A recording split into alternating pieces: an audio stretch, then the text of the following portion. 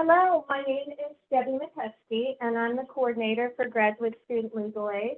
Welcome to the GRadulting Workshop Series. It's nice to see a bunch of familiar faces and new faces. So for those of you who don't know anything about Grad Legal Aid, these workshops are just one of the services that we provide. We have an attorney on staff. His name is Zach Mundy, and he helps students with all sorts of legal issues. And the number one legal issue that he helps students with is bad landlords who are not following the lease. So if you find yourself in that situation and want to talk to an attorney, you're just going to go to our website, click on legal, and you'll find information about how to schedule an appointment.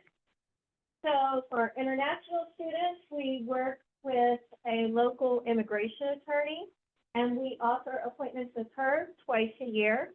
Twice a month. Oh my gosh, because we know things are very complicated for international students, and I'm so sorry for that, but we are here to support you. So, what else do? We have advocates on staff who help students who've been charged by the university and students who have Title IX cases. And finally, I am a notary public, so if you need something notarized, I can help you with that. So we try to make it easy for you to access our services. Everything except for notary services can be done by phone or Zoom. And if it's a follow-up issue, we can do that by email. So you have already paid for our services because you paid your graduate student fee. So get your money's worth. If you've got an issue, reach out and ask for help. No excuses. All right. So let's see, I would like, if you haven't signed in yet, there's a QR code on the table in the back, so please sign in. Tomorrow, I will send you a link to the slides, to a survey that I know you will all complete, and you're going to tell us what you thought of this workshop. And we're attempting to record the workshop, although we've been having some technical issues, so hopefully there will be a link to a recording. Please silence your phones if you haven't done so already. We asked you to take just one sandwich today, but if there are more left at the end of the workshop, you can grab one on the way out. Okay. And trash cans are over there. Restrooms are just down the hall this way. So, all right, I think I've done all the housekeeping. I'd like to introduce our speaker. She is back for the fourth time. Woo! And she's so good, so we keep having her back. I'd like to introduce Alla McCoy. Yep. Alla. So Alla is the Director of Startup Support for UM Ventures, and she's going to tell you more about that, and you are all in for a treat. So take it away, Alla. Thank you so much.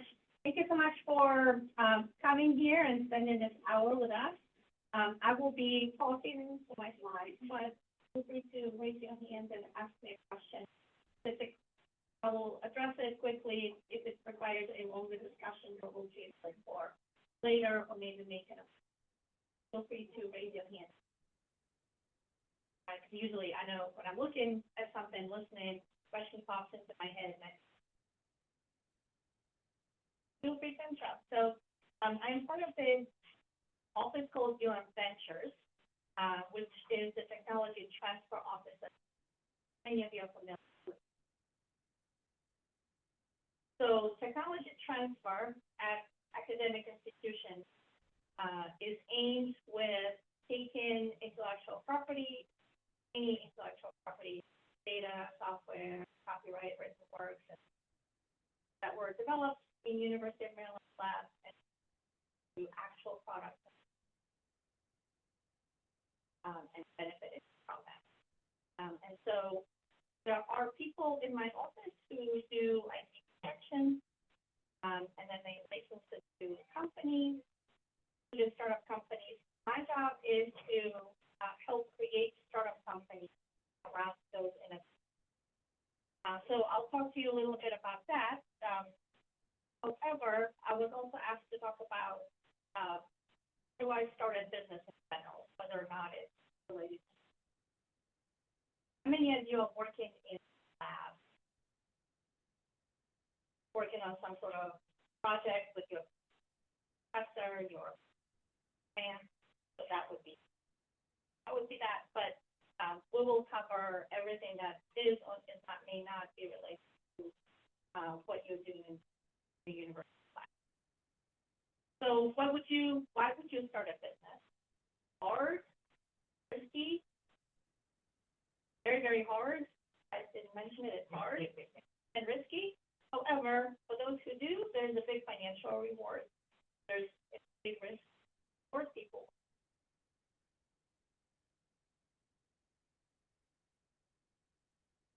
Some people like being off. Although in many cases, to run a business, at that very top, you're not necessarily your own boss, your customers. You have to keep that in mind, but you are your own boss. It allows you to pursue your own passion. So, like, something really, really exciting. An option. So if you're working on a project in your lab with your creating a startup around it, is pursuing your passion, and then create economic and societal impact. Start a business, create jobs, revenue, you pay taxes, pay your own salary, hopefully.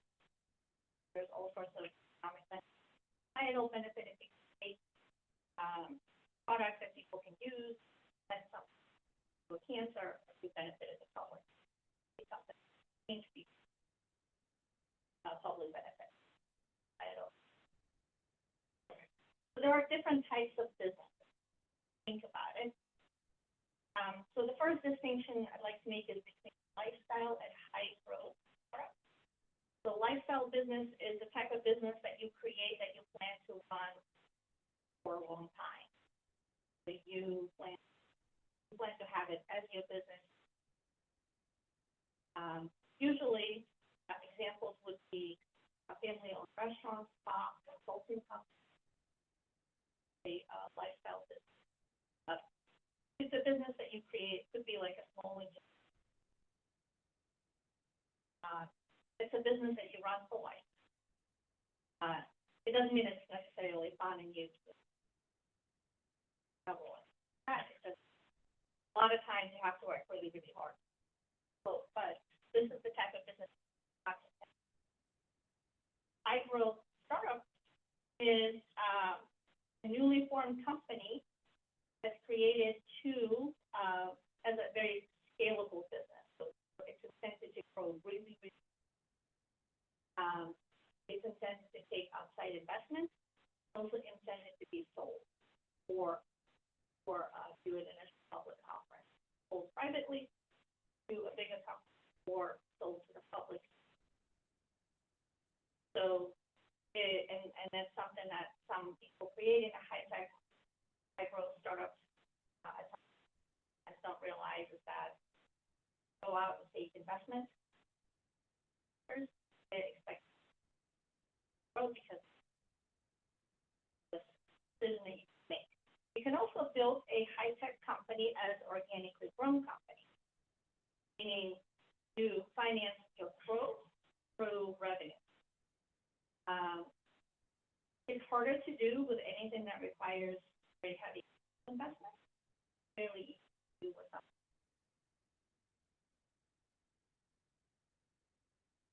Now, when you're growing a company, you can grow and doing the work without equity or money. So if you need more money and more time, if you wanted to grow faster, you're going to hire more people. Okay, with it growing slower, then they help you outside investments. If you don't want to sell it down the road, it could be organic. That wasn't. And it's all up to you. There's no right or wrong. All up to, highly up to. No good or bad. there's three major different types of businesses: for-profit, nonprofit, and not for-profit. The for-profit business main goal is to generate shareholder value. Everything that business does has to be creating profits for shareholders. Nonprofit business must serve some sort of public good. It also all of its financial and operating information. The nonprofit information have their financial use.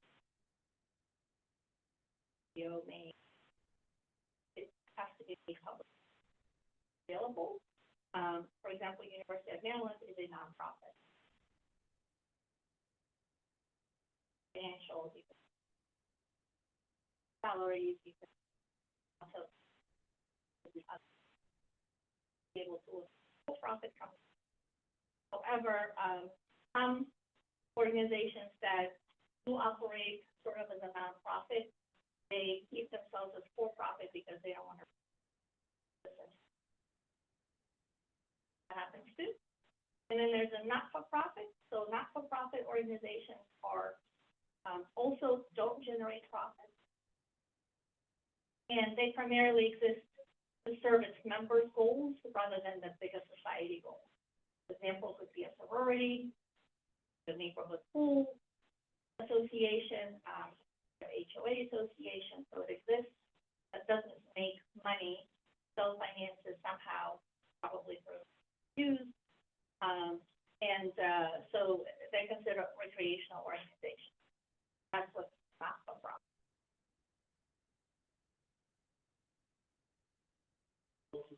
Scenario for profit.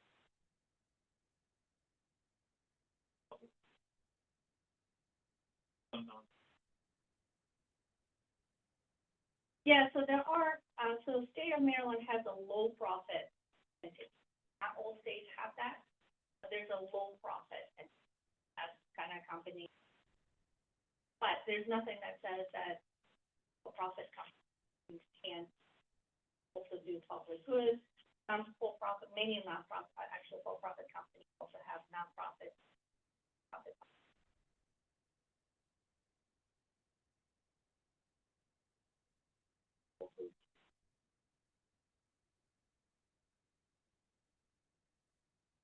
Yeah, so a coach is an employee of the university, and you can look up their salary. Yeah, so they work for nonprofits, and the salary is financed through in the case of a football coach, some of it is financed by the state, but a lot of it is financed. But it's from lots of people want to take.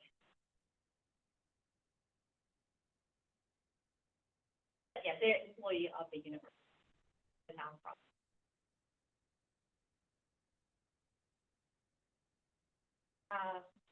So now let's talk about most common corporate structure.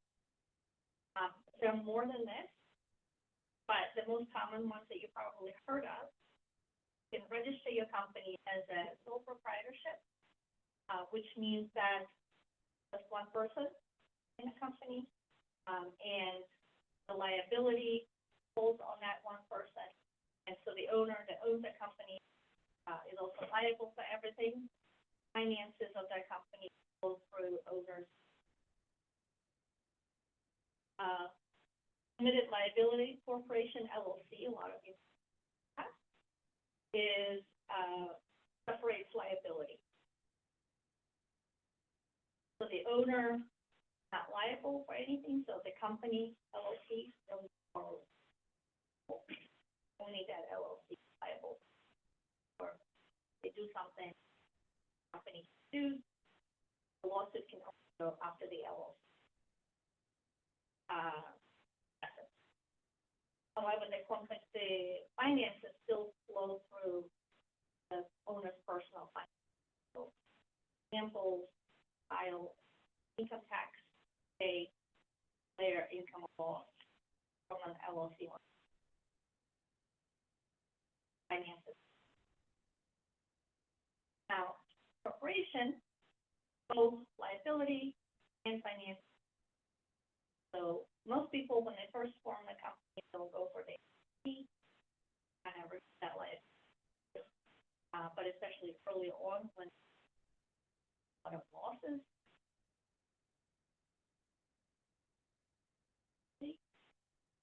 But when you go out and raise money, investors usually will ask you to work your LLC.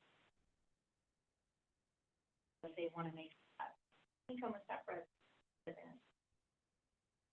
Now, that means there's this double taxation issue with a corporation. Company pays tax, or income company have to make sure that it's the right structure. For small, without LLC. Cheaper requires less documentation. Exactly. The conversion process is that, I think. Yeah, well, you have to pay. It's easier to convert from LLC to corporation. Right. But it's fairly common. Yeah, very common. Very common to get started as a corporation. And there are many types of corporation as S Corp, C Corp, right? Depending on what you're trying to, or we're not gonna go into that. These are just the major things. So, any questions? I am not an attorney. So before you go and start a business, first thing is who business will need. Number one reason businesses go out of business is they make stuff people buy. Listen. So you would start with your market research and understand what is your market size, who are companies, who your customers are out there. And common mistake is people, everybody's going to and who's the person or the company who's going to, and also how badly do they want it. How weak or strong the desire, how big is strong the demand is, how big or strong the desire is to buy your product or service. You also have to understand traffic indicators about your where you're selling it to, and also economic indicators. They're trying to open that restaurant. Probably your college students are probably would need to go into more of a level. Geographic indicators, when your customers live and how can reach them. Market saturation means how many similar products are already in highly saturated market already. Lots of businesses out there. And then pricing. What do potential customers pay to give you an idea of income? So market size, if you look, so there are different variations of this, of these TAM, SAM, and SOM.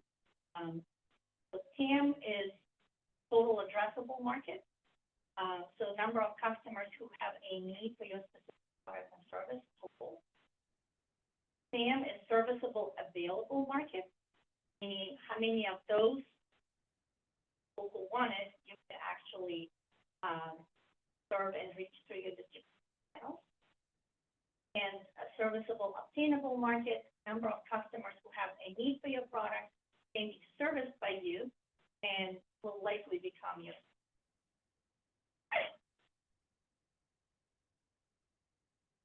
One of the best ways of learning a lot of information about your customers is through a process called customer discovery. Any of you heard about ICOR? So customer discovery uses a scientific methodology of doing market research. First, create a hypothesis about who you think your customers are, what you think your value proposition is, what you think your business model could be, and or conduct customer discovery interviews, asking a series of questions, either prove or disprove your hypothesis. There's a program here on at the University of Maryland called ICOR, and I'll talk a little bit about that further down the line. It's free for you to participate. Regional ICOR is a 2-week program, very expensive, but if you want to learn, and highly recommended before you build your business, find out all of these questions. They will train you how to talk to people and tell them maybe somebody's going to say to me, here's my idea, great idea. How do you actually get information?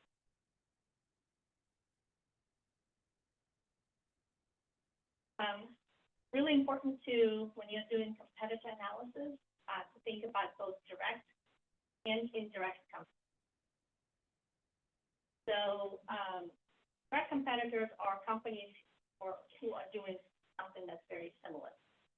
In this example, Burger King, McDonald's, they offer roughly the products.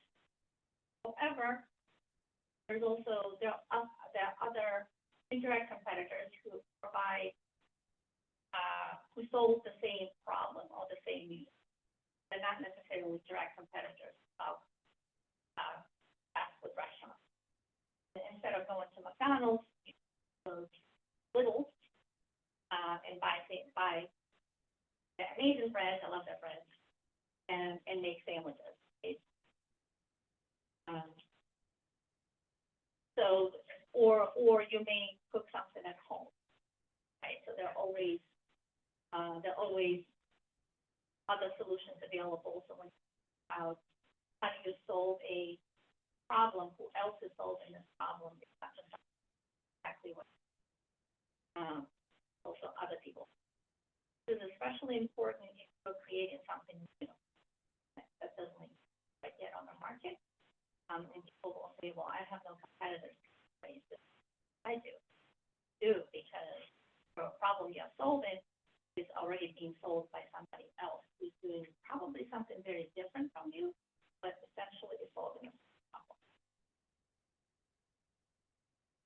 So ICOR, as I mentioned, focus on customer discovery. 3-week program, it's all virtual. And for those of you who are doing ICOR programs or technologies or innovations that you are also developing in your lab, then you can also then apply for the national ICOR, which is a 7-week program. And that program comes with funding for grad students. Grad students get a stipend.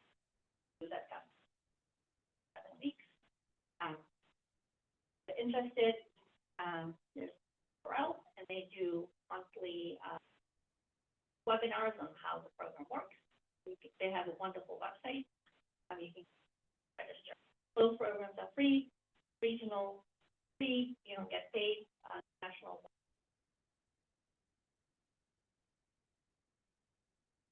But that one only has to be for innovations that were developed here. How many of you know about Vivek at the University of Maryland?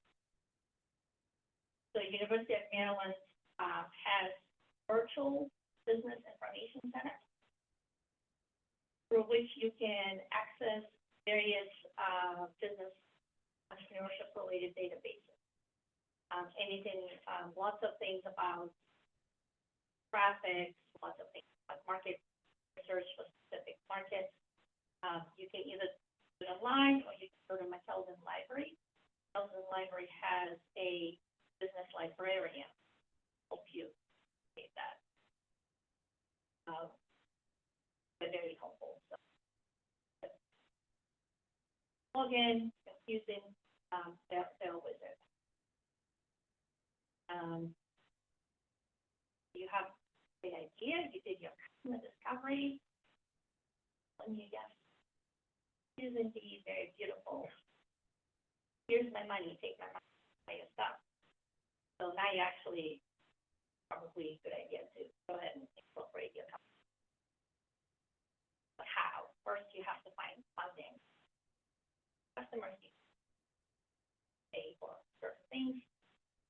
You have to find money. So there are funding types. There's non-dilutive and dilutive. So non-dilutive means that funding entity doesn't take equity. So if you go to a bank loan, they give you a loan, they don't take portion.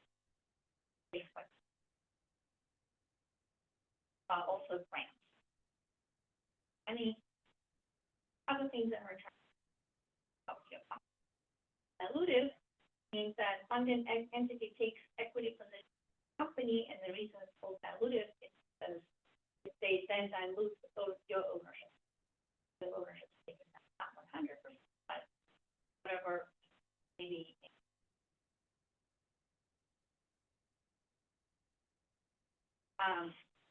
So the very first funding in your company is self-funding. I know you've read this too, haven't made money yet, so you have a lot of self-funding. But whatever, if you do, you go to investors and ask them to invest in your company. You know you have money. Company can tell them all they need to know about how confident you are in your own business. So it's important to have a little bit of money, or at least tell people, hey, I'm a grad student, or I have this, so I put in about $500 in my company, whatever it is that you did. Careful, don't max out credit cards, don't put up your house as your collateral. Have a spouse, make sure he or she pays with your family money you put into your company. Important. Also, if you take money from uncle, aunt, and mom, or you don't take the life savings, and make sure they understand that it's a risky thing. They can afford to lose that. So they understand that they will lose that.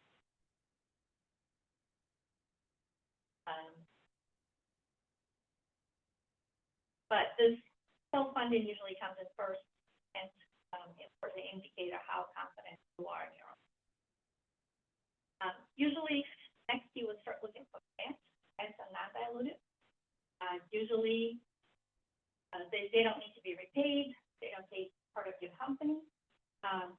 You have to be careful with grants, though. You have to understand what are the reporting requirements. How often do you have to report?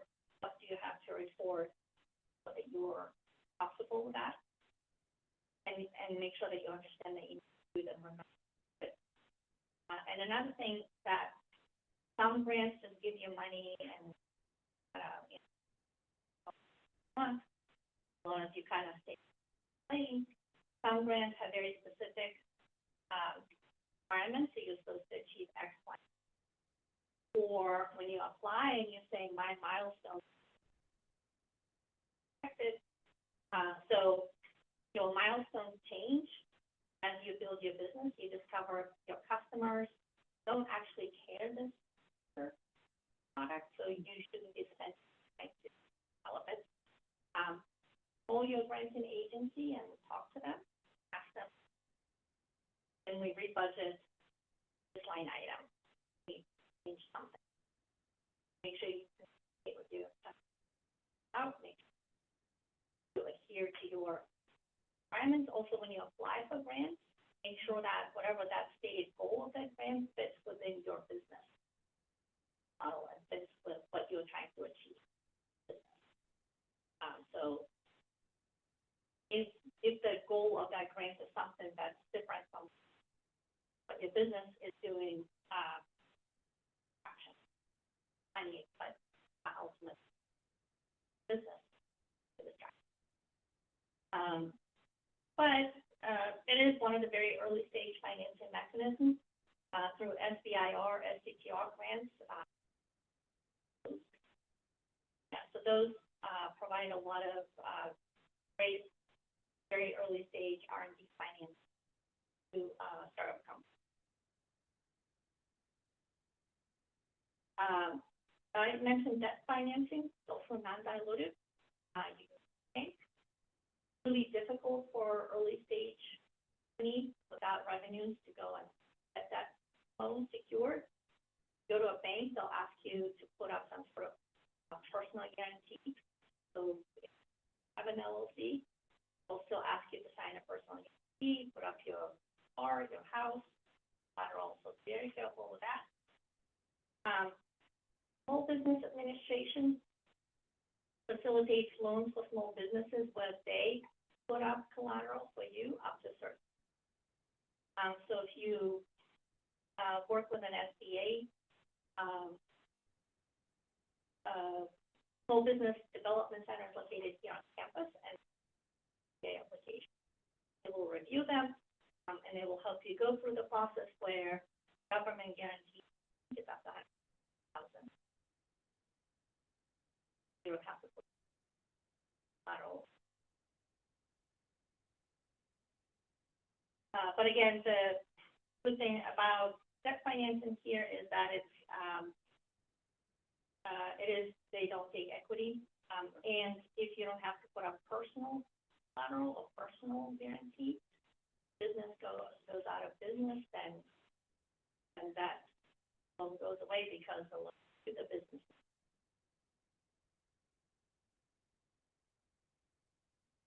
Next comes equity financing. So equity financing means that somebody gives you cash, pays for a portion of for equity. They buy equity stake.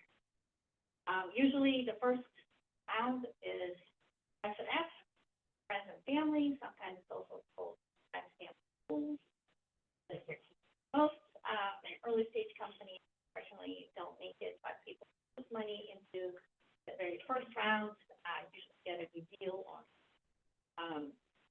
equity, should because it's very risky.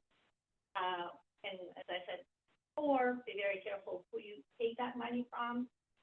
Make sure people understand it's very risky, and they probably will lose it, and they can't lose it. Uncle has money, pay for to lose $50K, not going to go homeless, and he understands, and he's not going to harass you at every family reunion. That's fine. If not, then don't take that money. Next come angel investors. Angel investors versus venture capitalists. Angel investors have their own personal. Usually, these people are cashed out entrepreneurs, build a successful business before. They have money to live on, and they also have what they call play money.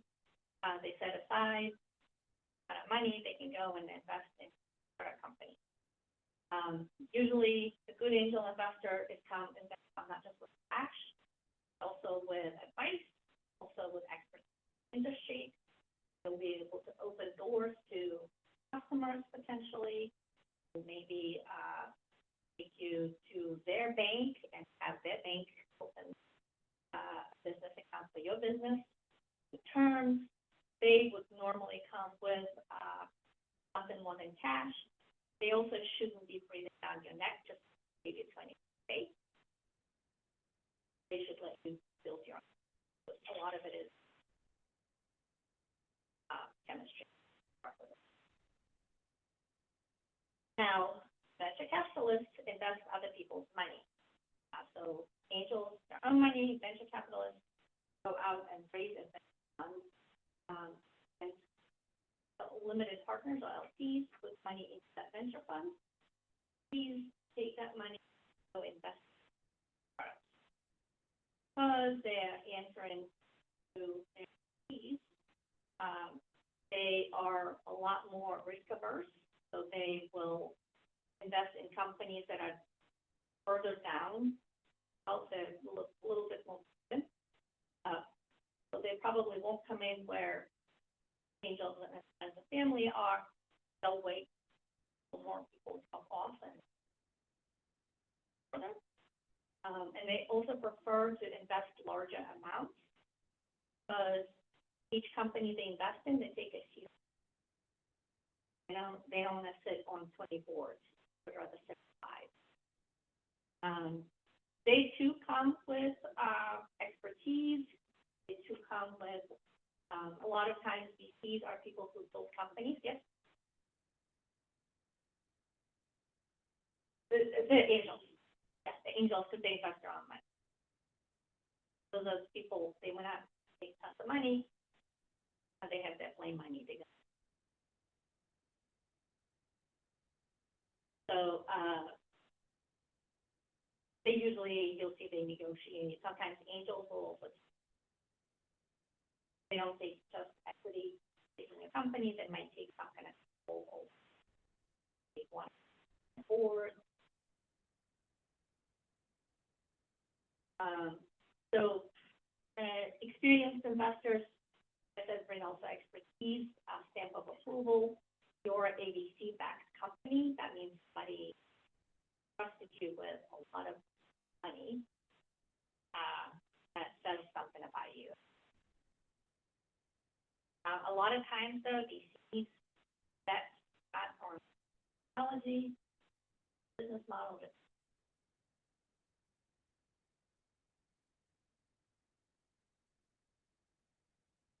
And if you are a serial entrepreneur, you have a lot of successes.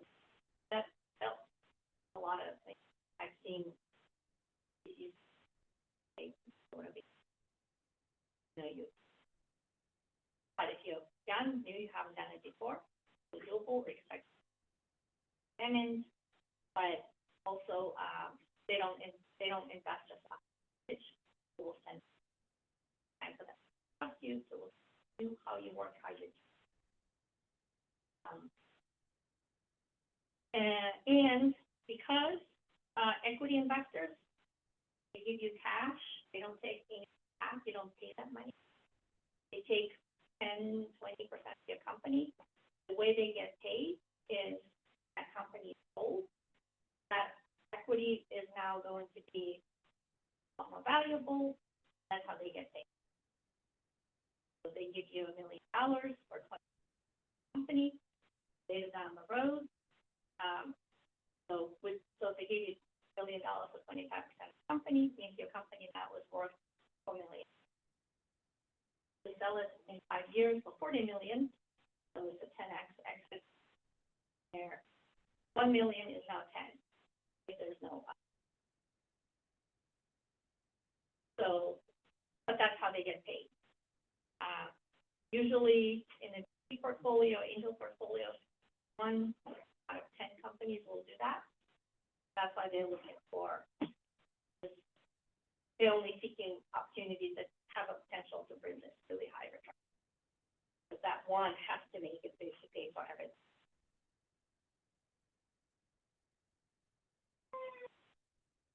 And they typically invest in companies that are, again, positioned. Building a company that you don't know, finance your growth through your or bank loans. So, University of Maryland has a lot of funding opportunities. Talk about them. So now that how are we doing on time? Yeah, the slides are going to be available. 20 minutes. Okay. So now that you want to start a company, what do you do? How do you go about that? So first, you need to take care of the all legal stuff. You have to incorporate your company. You have to register your company as an LLC or E Corp or S Corp, and it's in can be registered as Maryland Company, LLC, Corporation, Delaware, a lot of people, doesn't matter. You can pick whatever you want. Whatever you do, if you intend to operate in the state of Maryland, you have to obtain a business license in the state of Maryland. Those are two different things. Registering your company as a legal entity and registered business in the state of Maryland. Not all states require that. Some states don't. You don't need to get a business license. And many states you do. It's a separate process. Fairly easy on Maryland Express. You can go and register. And yeah.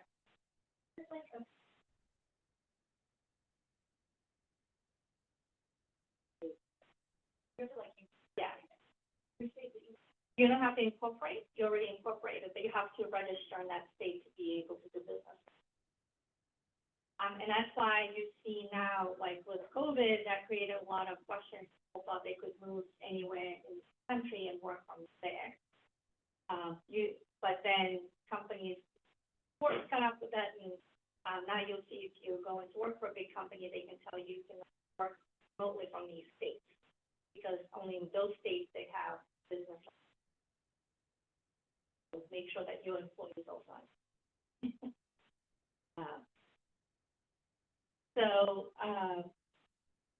You have to get then your IRS, EIN, Employer Identification Number, also separate federal system.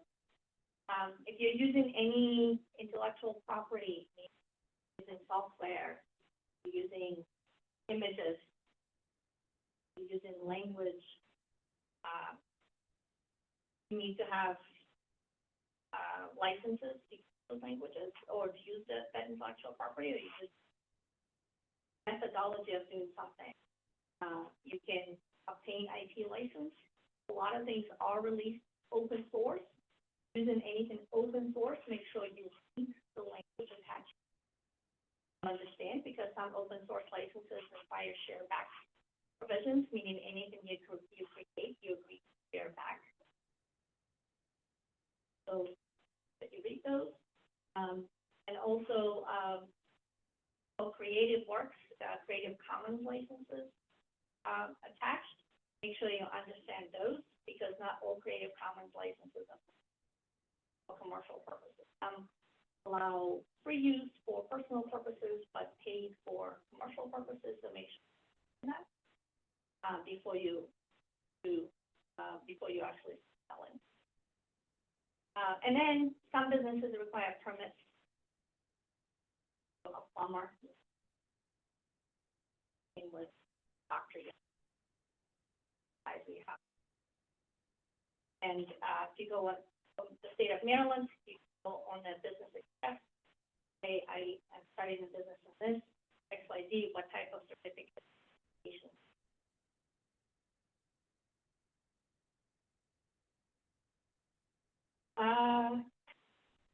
Then you should always, I should also set up your website.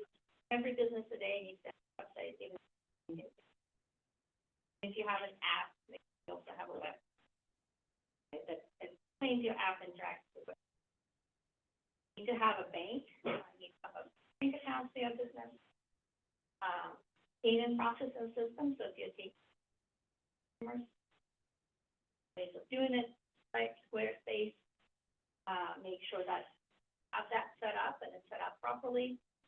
Payroll, so if you have employees, you can hire a payroll company. You can pay, and then businesses. You can find out what type of, you're going to need general business insurance, depending on what business it is. You may be required to do landlord and everything. Businesses.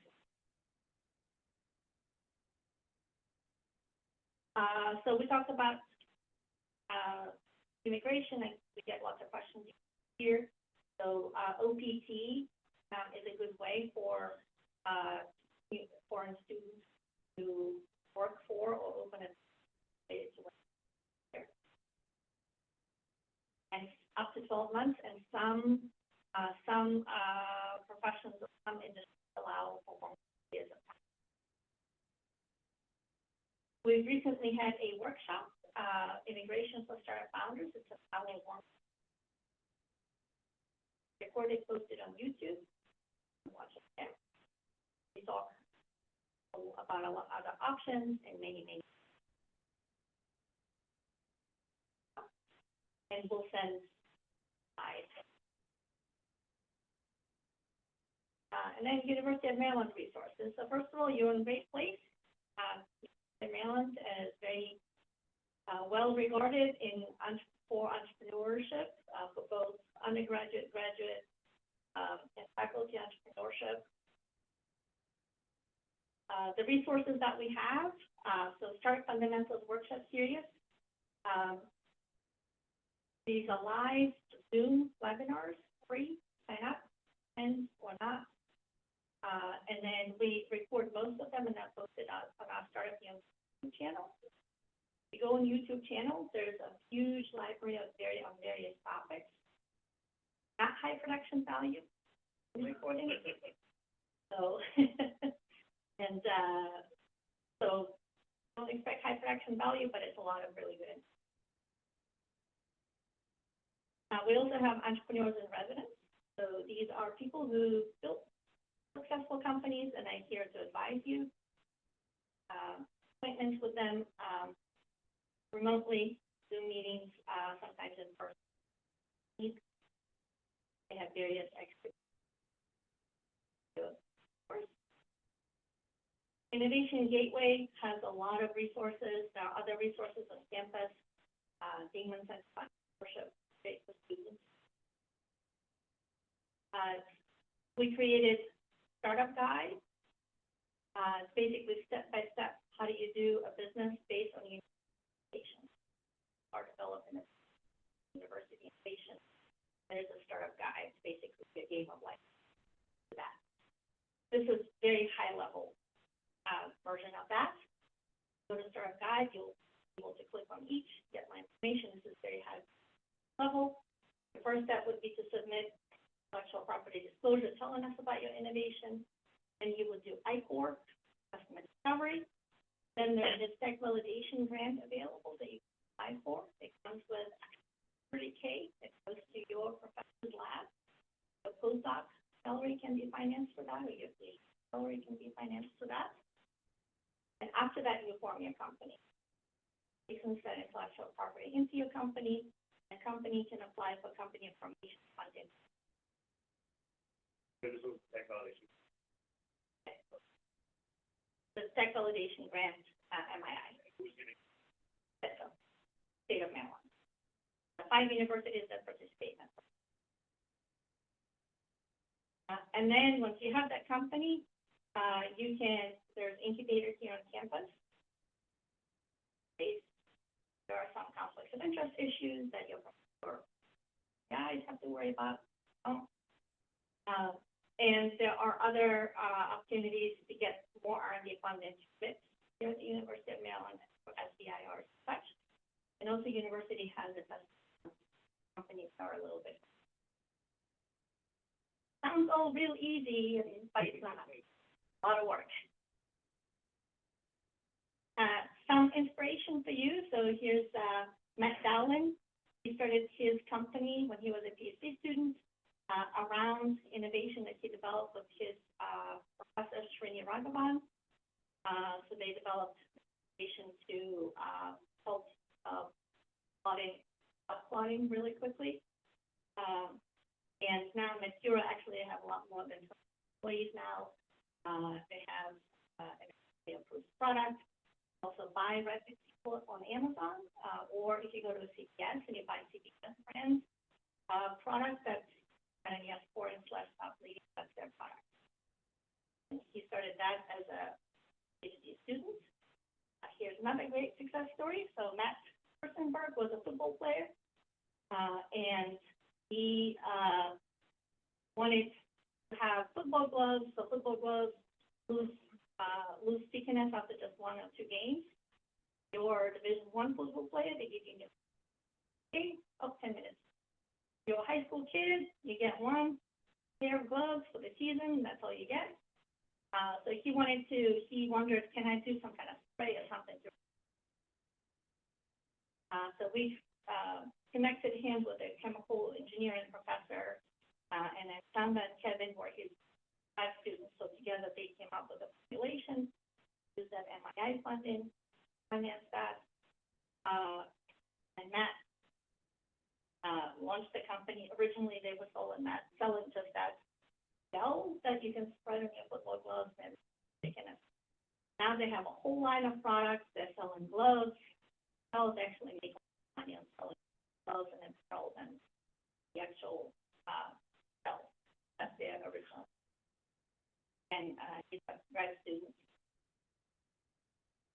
Hopefully you all got inspired and got more information on how to do it.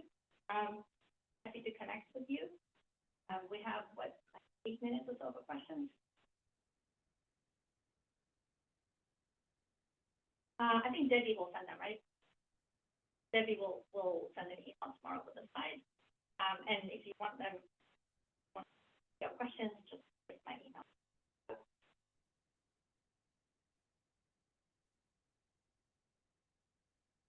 I know this was a lot of information.